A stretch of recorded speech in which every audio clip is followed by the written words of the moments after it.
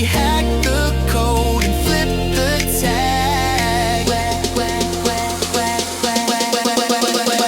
Where cliches come to retire. Drop that beat, turn down to fire. Say what's real, make fears take a seat. Unconventional wisdom, dancing on your feet. Hey. Hello, and welcome to Unconventional Wisdom about conventional wisdom. You are in for a treat today. So, we are talking today to Kate Howe. She is a very successful brand strategist. And, Kat, why don't you introduce yourself and Hi. we'll take it from there. Thanks, Kim. Yes, my name is Kat. My second name is Howe, which people find highly amusing because it's spelled H-O-W, but people think it's sometimes just misspelled or that I've just chosen that name, but it's my husband's name. I took it when we married. But anyway, what do? I am a co-founder of Howe & Howe. We are a branding agency. We've got an office in London and one in LA. I am co-founder, but I'm also the executive creative director, which means that I oversee the creative that comes out of the studio, but also making sure that all sits really well with the strategy, looks as good as it possibly can do, hits all the business metrics that we need our clients to achieve as well. So it's quite multifaceted, but yeah, that's essentially my role. Okay. And how big is your team? We're about 26 right now. We're just about to actually hire a few new people, which will take us up more close to the 30 mark. But yeah, we are what we like to call the Goldilocks size, we believe, which is not too big, not too small, just right. So we're very happy because we've now managed to grow, at least in London. We're going to try and grow the same thing over here, which is why I'm over here in Santa Monica. But we now have the whole team dynamic where we have everything. We have strategy, we have copy, we have design, we have digital, we have development, we have client partnerships. And that just completes the picture. So happy with the size. Yeah, that's lovely. All right. And maybe we'll talk about what it is to manage all those people, because that's another level as well. But before we get into any of that, we are dying to know, what's your favorite recipe? Oh, recipe. I cook a lot. My husband and I are big foodies, and we were chatting about this just now, weren't we, Kim? But love entertaining. So we have lots of recipes. My favorite recipe is pretty much whatever I have in the fridge during the week. But one thing we do a lot, particularly here in the States, is we love keeping the tradition of a roast happening. And a roast, for any Americans that don't know this, is a very English tradition of every Sunday at about 4 o'clock, you cook some sort of a chicken, a pork, a beef, or a nut roast. And so we have kept that going. So I suppose, depending on what week it is and what Sunday it is, it would be either one of those, because my husband and I take different parts of the recipe and different parts of the dish. And he's better at potatoes, I'm better at the greens, whatever. So I think that's it. But I think it's also just, everyone knows you can't have a salad with the roast, but you can have this, and there are all these ridiculous rules. But it's also just something that's so nice that it happens every week, and it means we have people over every week. And I think that extra element makes that recipe better, the best. Yeah. My husband and I also are super big foodies, and I am a super big cook. I don't even know what that means, big cook. And I love to cook. Yeah. I think for me, it sounds like what you're talking about too. Like, I really think of cooking as my love language. And I love to cook things from scratch. And I tend to like to cook unexpected things from scratch. So Yeah. one of my favorite things to do, it's a real wow during the summertime, is to make homemade marshmallows, Oh, wow. homemade graham crackers, and then invite people out to the backyard in the fire pit and to make s'mores. And I want It's the same idea, isn't it? So you cook because then what you've cooked you can then share with more people. So it's way more than just the enjoyment of food, it's enjoyment with others as well. That's a good one. I'd like to steal that one, Kim, after this chat. Okay. Absolutely. Yeah. All right. Let's get into the meat of this. And I'm curious for you, what's one piece of conventional wisdom, either that you thought when you were young or you subscribed to, that as you got older and more successful, you're like, yeah, this is not right for me? Yeah, it's such a clear one for me because it came from my dad. who, excuse me, who I love dearly, but he, from very early on, he's a massive boffin. And I suppose the definition of that is he's a massive nerd. And he went to Cambridge, which is Cambridge University in England, and always had these expectations for us as girls. I'm one of three sisters, that we had to go to a good university and we had to leave and get a job with someone. We had to get a pension and all this stuff. And he was very specific. So as I was growing up, I always knew I loved design and art. Did lots of art all the time, and I was always drawing. But I also really loved language, and I loved reading books. I loved writing. I had a strong thing in poetry. And he was pretty insistent that we should try and go to Redbrook universities, or good universities like Oxford and Cambridge in England. And he said, Kat, you just got to go to a good university. He didn't even talk about things like art school or anything, because that was just not right. There was an art school, Oxford, actually, but it did fine art and not exactly the sort of art that I wanted to do. But I still looked at it and wanted to apply. But he was like, do read English literature, because from then you can really do all the stuff. He can appreciate art, but it's definitely not his thing. He said, and just keep your art. There's a little thing to do on the side as a side project, or as a little hobby you can do. And I thought, okay, you're right, Dad. Yeah, that's what I'm going to do. So I did. I went to a good university. I read English literature. And obviously what happened was I spent most of my time in my English essays writing about art. And all my tutors were like, what are you doing? Why are you writing about art? This is not art class, or indeed history of art.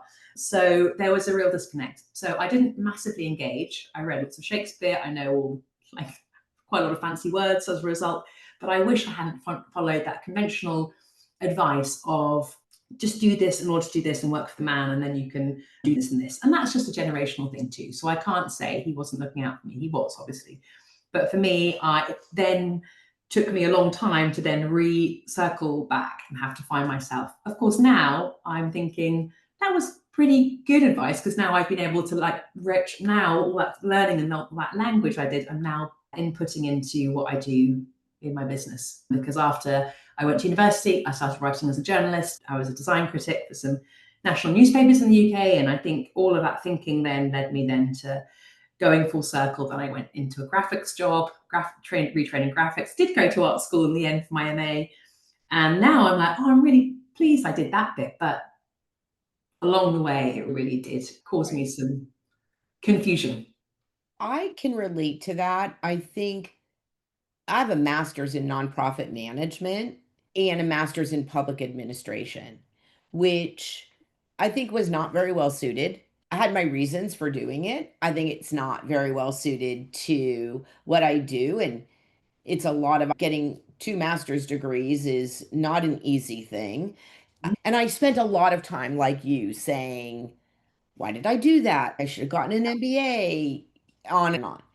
But we all have our paths, and we have our reasons for doing them at the time.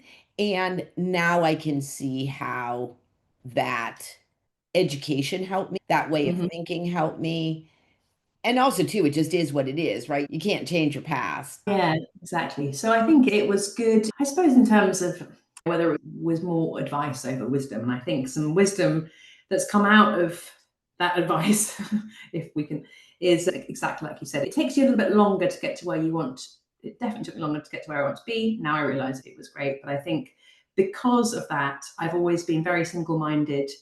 And I suppose some more conventional wisdom off the back, I wish I'd not done. But because, again, I've been quite single-minded ever since this, and ever since going down the path that I want to do, is I suppose going for somewhere, trying to grow something somewhere that's also not meant to happen for a reason. And I'll explain a bit, in the sense that when I realized I wanted to go into graphics, and I wanted to go into and we wanted to start the agency, and we did. My husband and I were like, we want to move to Lisbon, and just because of sheer determination, we are just going to make it happen. And I think conventional business wisdom tells you that if you put in all the hours, then you're going to get there. And I actually do believe that still. However, I'd also say that we perhaps follow that wisdom, and we put so much into it, and we set up the agency in the height of the pandemic, and we had two small kids at home, and it was a little bit crazy. But what we hadn't realized was that also you have to look at other things. You have to think of why there aren't other people doing the same thing in that particular location or in Lisbon, for example, we were like, wow, we have this great opportunity, but we didn't really look into why there weren't other people doing what we were doing. And we thought we were being really clever. Actually turns out it's very difficult to get stuff like team members of the quality that we wanted. It's very difficult to set up your business. My mum's half Portuguese, so we were trying all these different things. So I think, yeah, I wish now we'd taken a step back and also looked at other things within the sort of the landscape that where we were trying to do business. And I think if I'd done that earlier on, we could have probably saved ourselves some time too. But I think that was a result of where we'd come from in the beginning. Right. It is definitely a journey. Yeah. There's so many, you're making me think of just so many stories and so many things. One thing I will say, which is super interesting for me, is that last year I had a whole business plan planned out for an online executive women's, right? Like badass executive women coaching program for a year. And I had the whole plan done. And one of the things that I was planning on doing was growing my business through YouTube because it's a proven business model for growing your business. But I did something that I have never done before, which is I actually did market research before I started. Interesting. So my goal was to interview 50 women. I ended up interviewing 37 women in my target market. I am going to tell you, Kat, 37 out of 37 women said to me, we don't look for leadership advice or advice on how to run our business on YouTube. I was Yeah. interesting. And so it totally changed the whole trajectory of that Interesting. business plan. Right. Yeah. And for once, I think, did it the right way, Interesting. but I'm Yeah. older than you. So there you go. Yeah. All right. So now you've got this successful business. You've learned some things along the way, but you've got a pretty big concern that you are running big business that you're running right now. What's one thing that everybody feels like, oh, she's got that figured out, that you actually still wrestle with underneath?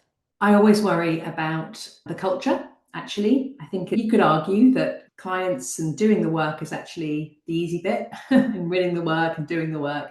But I think the thing that keeps me up at night is probably how do you instill the sense of the sort of culture that you want, particularly also that we are in the States and most of the team are in London. So we're also remote. We're two remote founders, which in a way, as I think is actually working out well now, but it means that the culture thing becomes even more of a question of how do you get people motivated and get people hungry for the work, but also tell them we expect you to go home at 6 o'clock at night every day, and please and turn off your laptop and don't, there are no expectations there. So how, I think it's always something where I haven't figured it out. I don't think I will ever figure it out. I think I'm better at it than I was a couple of years ago, but I'm sure in 2 years we'll be better than we are now. So I think it's Right. something that if you've got a good culture, and this is, I think, why I haven't got it figured out. And we know everyone's happy in the team. We are a B Corp. We're constantly asking people how they feel. Everyone's happy. We know that's good, but how do we maintain that sense of culture between people, and also how do we imbue expectations and like this new sense that we are wanting to grow? And I think, thankfully, we've got a really amazing group of people who we take a lot of time in our hiring. Like, we take a very long time. Our last role, I think we had almost 1,500 people apply for one role, and we were just so particular about who we wanted to hire, because we knew in a small team that it was really important for each person to be like exactly the sort of person that we wanted and needed for the dynamic of the rest of the team, which I think helps with culture. So that's one thing. But also, if you have not a great culture, we don't want people to be stressed at work. We want people to be happy. We want people to be hanging out with their colleagues, and thankfully everyone does want to hang out with their colleagues outside of work as well as in work, which is great. People go to gigs together, people go when, and that's great. It's amazing that there's now a culture beyond the culture we created, but through the people that work for us. Yeah, I think because it's such an intangible thing, but it can have such an impact on even the work. And we're always trying to build this constellation of amazing people that all work together and all get inspired by each other. Culture is just, yeah, I think that's what I definitely haven't figured out. Right. But What I would add, putting on my coaching hat just for a minute, is that I'm going to agree with you 100% around the sort of feeling of belonging, the liking who you work with. It just makes it more pleasant and fun to do the endeavors. I will also say, because I run across this a lot, that unclear vision and expectations, whether you like each other or not, is one of the biggest culture killers out there, mm, right? That as a leader of a company, that you are the vision holder. And that is something that you need to reiterate over and over again. mm, And everybody needs to understand how they fit into this bigger vision. And mm. I think if that isn't there in my experience, that you don't want your people being friends and bonding over complaining, right? No, exactly.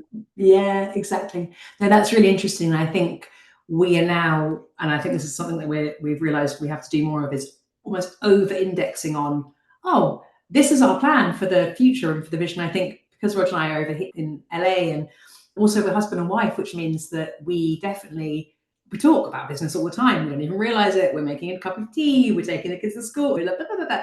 And I think perhaps we don't, then communicating that more so even than ever is something we have to do. So that's definitely something. And I think, yes, exactly. We also want to build a culture where people are really inspired by every single person next to them too. We want them to be like, oh, they're good, that's great. Oh, wow, we want people to feel like they're excited to come to work. But those people also can't have any ego. So the people we're looking for are so specific because, again, ego can kill culture, and we're very conscious about the male to female ratio as well. We don't want, and I think we're constantly thinking about how we can, I suppose, engineer something which feels comfortable, but you have to, if you don't have a system for it, then actually then it can also fall apart. Yeah. There's no straight answer. So I think it's something I think about every day, basically. Right. Yeah, I appreciate that. I think the fact that you are thinking about it and iterating on it in and of itself is a win. Yeah. Yeah, Yeah. great. All Yeah. right. So, if you could rewrite the rule book on Mhm. leadership, what's one outdated belief that you would get rid of? And then what would you replace it with? So I have got a very strong opinion about this. I think that, I suppose, conventionally, and certainly where we come from in England, there's a belief that you should be guarded when talking about money. And I think what I love about being in America is it's a bit more free and relaxed about that. People do just talk about it more easily.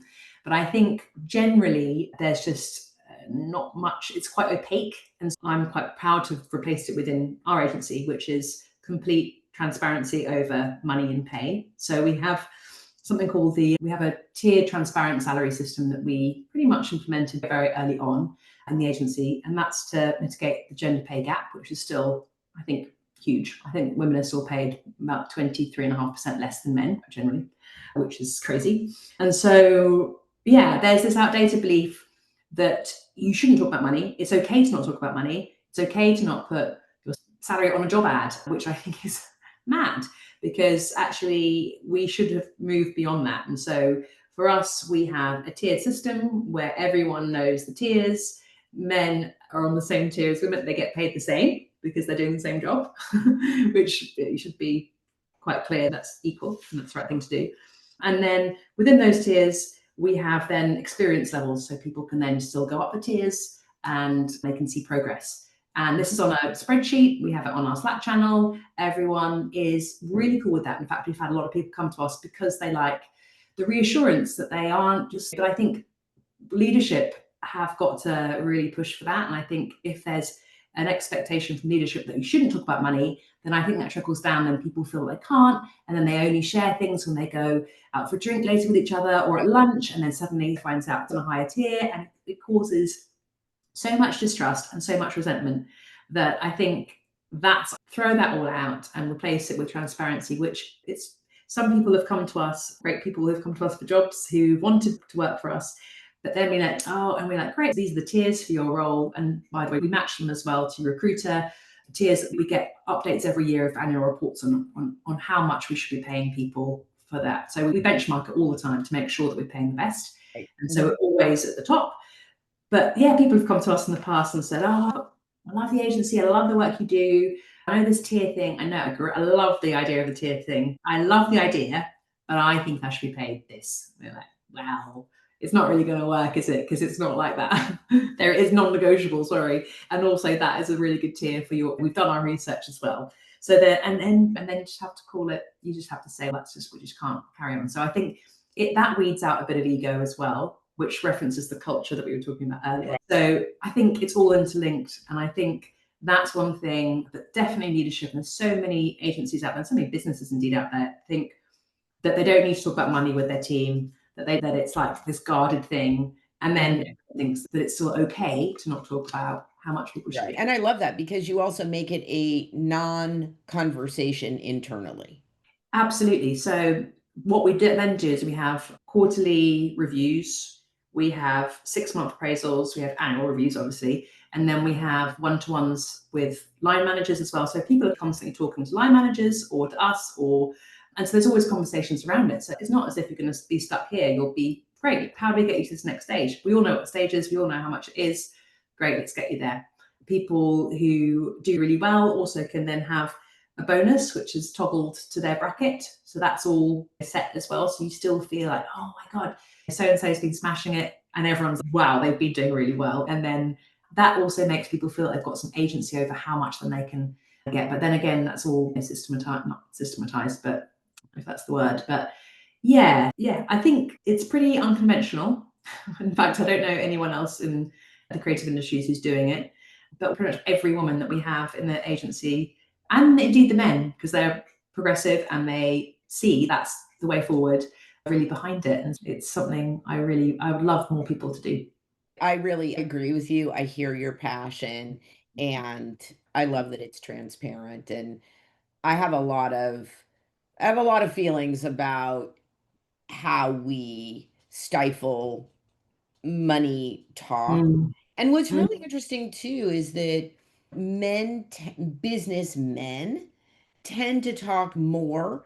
They're out on the golf course, they're playing poker, they're going out for a drink, and they are much more likely to have conversations. Like when they're in different businesses, they're much more likely to have those conversations than women are talking about money just as like business owners or executives. And so Yeah. I'm on a mission for women to also just get advice from other women about these things, right? About your model and how it works for you and how to implement it. And we Yeah. just need to talk more about these things. Yeah, and it's certainly not a perfect model. We know that our competition can see how much we pay and can just pay a little bit more. And ultimately, we know that's unfortunately something that we just will have to deal with and just Right. accept. I would, though, make the case that somebody who is just in it because they want to make more money Mm. is probably not who you are Yeah. looking for anyway, right? Yeah. And you can't take money out of the equation, but you're also, again, you're creating a culture that is unique to your agency. And if somebody wants to buy into that and they're a good fit, they're going to stay because of that, not because somebody's willing to give them a little more money. Yeah, exactly. And I think that attitude means that when we do have some money, so we had actually a really good Q4 last year, and we just increased everyone's salaries across the board from like intern all the way to the top by 5%. So we were like, great, everyone, we've all done really well as a team collectively. So instead of giving 2 people a pay rise, everyone's getting a pay rise. So everyone got 5% added to their payback. And we just up the tiers. So great, let's do this. Boom. So I think people Also, if they can see when we are fortunate to have the growth, then we want that to be shared. And we have a profit share scheme as well at the end of the year as well. So things like that, that hopefully people can see, yeah, like you said, we can't say that it's not about money. People obviously want to earn as much money as they can, and quite rightly. So if they can see that we are working with them to make sure that we can still give them as much as they want and need, then, everyone's happy. Yeah, there you go. Really. So, Yeah. what's one unconventional habit or mindset shift that's Mm. helped you grow the business, even though it might go against typical advice? Yeah, I mean, I think that doing different things before you land on your like job has been really good. So in terms of a mindset shift, I think applying different methodologies or different mindsets from previous walks of life or different walks of life has Mhm. been really useful. So I talked about being a journalist and being able to take what I learned from journalism and then put it into what I do now as a creative director is actually quite powerful. Now that I figured it out though, because it took me a while. But now I'm like, yeah, I was always asking, what's the story? What's the story? Mm. Now I ask the same question to clients. I'm like, what's the story of your brand? What's the story of your business? So it's the same, it's just transferable. And so I think the idea that you can only apply a certain set of skills to one tranche of your life and one thing is something that I think we now are seeing the value of. My husband used to work in broadcasting at BBC and learned lots about personas, and we thought that was there. Of course, now that work is incredibly valuable when we look at clients and sort of how you speak to people and that sort of thing. So I think always challenging conventional mindsets has helped us because have always been outsiders in the design industry. People, when we arrived about 5 years ago, were like, who are these guys? We haven't heard of them. They haven't been in any agencies that we know. We didn't know anyone, in fact, at all. So we've always been the underdogs. And I think because of that, and because we've run businesses before, we're very much like, we're open to our staff. What do you think? All right, okay, should we change this? Okay, let's change this then. We're not set in a way, oh, you want to change the way we do the feedback things? Sure, okay, yeah, let's do it. Fine. You probably know more than me. So let's do what you do. So I think we're very open to just being uncomfortable with feeling uncomfortable about the fact that we don't really know anything. So we never have the right answer, I would like to think, although I do have opinions. But I'm also very open to the team suggesting something. And if it's better, fantastic. So I think that's come from a mindset that we've just applied differently, but it's taken us Right. a while to like come around to that idea. Yeah. You know Mm. what's very funny? What it makes me think of is that it wasn't really an argument, but I had a little thing with one of my team members today. We had a meeting with a vendor. We understood the service to be different, right? I am very passionately saying what I think it is and how we should proceed. And he's saying something else. And what's very funny is I got off the call and I'm like, oh, and I had a second to think, and I was like, "Oh, yeah, no, he has a really valid point." And I really actually need to rethink this, and yeah, he's probably right. Yeah, yeah, exactly. And I think that's it. Like typical advice is we know everything, or this is the way we've always done it, so this is how we're going to do it. And I just think that's what you're told you should do. And actually, if you are a little bit more open to, and I think having run different businesses means you are naturally a little bit more just you've done different things. You've hired people before, you've had to fire people before, you've gone through ups and downs. And so I think that makes you a little bit more malleable, which means then that it's quite nice that this is our third business. This will be our last, hopefully, maybe, I don't know. But this one is we love this one. This really feels like it's the right thing for us to do. But Mhm. all the other stuff before has challenged a particular, and I think quite a lot of agency founders who have come from either just met at art school and set up business, and that's great. It's all very well and good, but they've set up a business model that then is stuck in those rules, and maybe they've got all the skills, but maybe slightly more inflexible in terms of how they think. But yeah, yeah, Yeah, no, I think you make some really good points. There's nothing like experience, right? And I think the other thing that you were saying is that you get to a certain point where you don't feel like you have to know everything. And in fact, you're like, yeah, I need you because I don't know everything. And actually, it's not really appropriate for you to know everything. yeah. Exactly. I would, yeah, that's it. You have to thankfully we have a great team who definitely we're always looking to hire people that know more about about their role than we do. But I suppose our responsibility is to make sure that the right person, but they need to know more, because it has to be the other way around, where I'm like, wow, Right. I didn't know that. Right. Yeah. The only thing I would say is that the one mistake I see business owners do a lot is that they don't document. Right? Because you're so into the doing of the thing, Yeah. and who's ever doing is very good at that. But then you are also dependent on that person to stay, right? And so, what I encourage the Yeah. businesses that I work with is you've got to document your processes. And the thing is that now there's so many incredible tools available. Document, screen share while you're doing it. It used to be so onerous because you had to do it separate from the work. Yeah. Now you can capture it while you're doing the work. And so that's just my plug for Mhm. don't be held hostage by an employee who has knowledge that nobody else has. Yeah, exactly. Yeah, it's tricky, isn't it? Because I suppose in the creative industries too, there's always and it's just then you have the skill element as well, and then that person's particular aesthetic and how they design, and so that is whereas and so we're also looking. We have like our beautiful show pony designers who are like just so good at what they do, and each one is different. They all have their different skill sets, and they all have Right. their own. So it's very true. But certainly when it comes to processes, yeah, we try and have those nailed just exactly to future-proof business and make sure that Yeah. also if someone's on holiday or if they're off sick or something, then that the handover is a bit more seamless. Right. And that all that power can't be consolidated to just one person, 100%. Yeah, absolutely. All right. So I have one last question for you. It's a two-parter. And if self-doubt or imposter syndrome is going to creep up for you, where is it likely to show up? And then when it does, how do you ground yourself? What tips do you have for the listener and for me about how to get back to neutral? Interesting.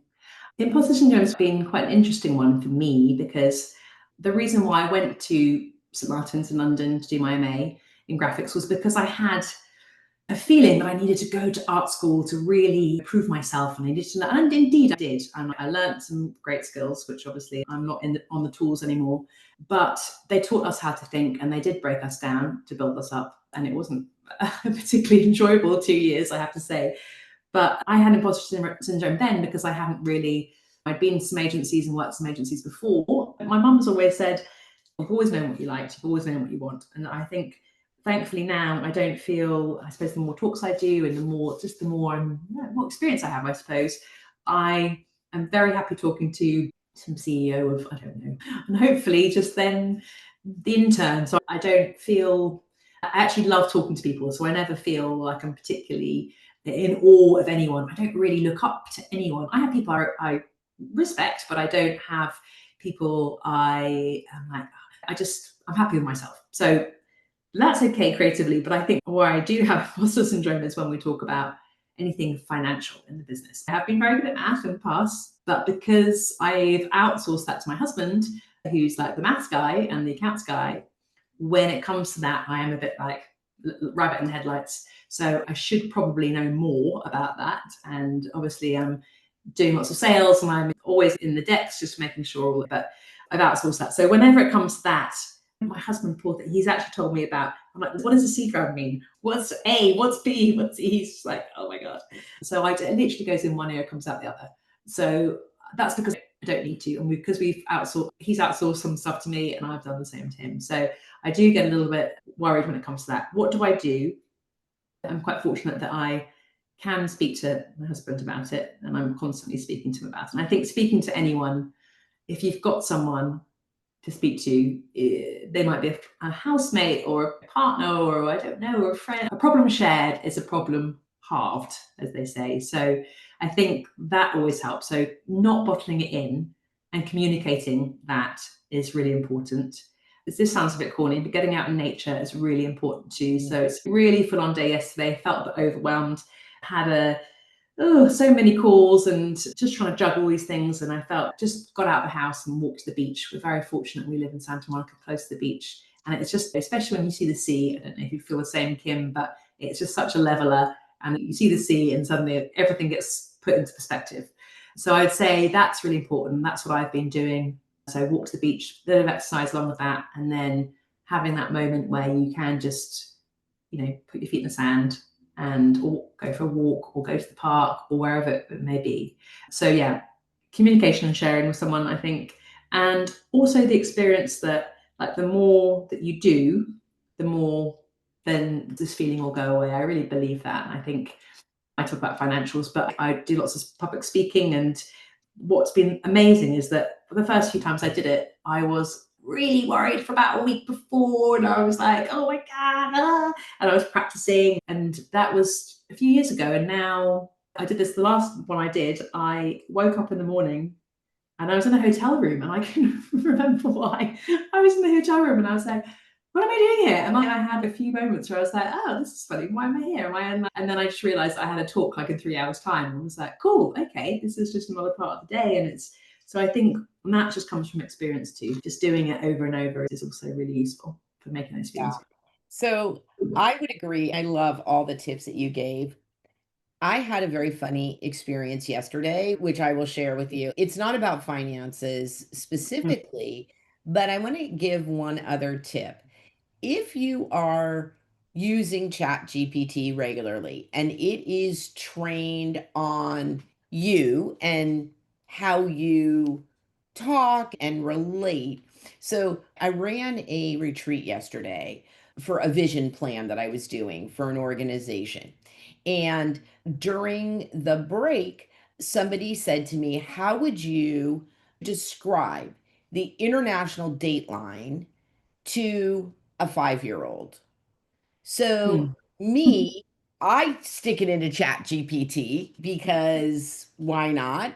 Yeah, And what's very interesting is he said it's going to tell you that the simplest answer is it's there's an imaginary line and it's today one place and tomorrow another place. What is really interesting about it is that he's an engineer, right? So it's his answer is very black and white, right?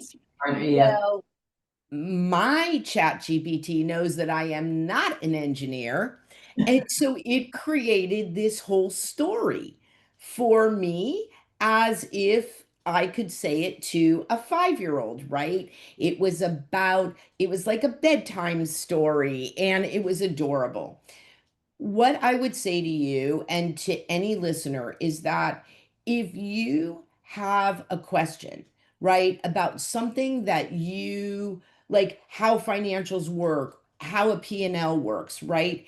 And right. it is trained on you and you say, explain this to me like I was a five, I don't know, you're going to explain a P&L to a 5-year-old, but right, but you give it context and it knows how you receive information. It is super interesting to get that back and it's worth playing with, I think. That's interesting. Yeah. Yeah, exactly. And I just have to take a bit more ownership over those things, I think, because we're a married couple, which means that he knows how to change the light bulb and I know. And I'm like, can you do that? And whereas I make the sure. I don't know. There's other things that we outsource to each other. But I like that idea. I'm making sure that you give yourself that ownership of it. Knowing, being able to define what it is, because I think the thing with imposter syndrome is it's a complex set of feelings. You don't necessarily know where it comes from or what it is until you're able to articulate or really define what that particular thing is. Why am I feeling this way? Oh, is it maybe? Yeah, no. Oh, that is so wise. I would agree with you 100%. It's never about the thing. It's always about something else. It's always about some core deficit or saboteur that you have about story that you tell yourself about yourself. It is never about whether you know the finances or not, because if you cared enough about that, you could learn it. So you're right. Imposter syndrome, self-doubt is always a conversation. It's always a story, right? But again, what I always like to say is that if you're willing to ask those hard questions for yourself with curiosity, what is this really about for me? Then you have the opportunity to change the story, right? But if you're Yeah. not willing to have the conversation with yourself with curiosity, right? Oh, isn't that interesting, Kim? Like that came up in that moment. And what is that about? Then you get to say, okay, no, that's actually an old story. That's an old script. Not really in, thank you. Not really interested in that story anymore. Yeah, exactly. Yeah. Good So job. yeah. I love that. You have done it. You have listened to Kat, and I think that you've just given us, as I said in the beginning, I knew you would, some really good things to think about, some gems. I just so appreciate your time and your wisdom. So thank you so much. This is Kim Miller-Hershon, Kim Miller-Hershon Coaching and Consulting. You have been listening to a conversation with Kat Howe, and download, share, review, do all the things because these conversations are worth listening to. Again, you've been listening to Unconventional Wisdom about conventional wisdom, where cliches come to retire and fresh thinking we inspire. Go out there and be a better human. Where cliches come to retire. Drop that beat, turn down to fire. Say what's real, make fears take a seat. Unconventional wisdom, dancing on your feet. Hey!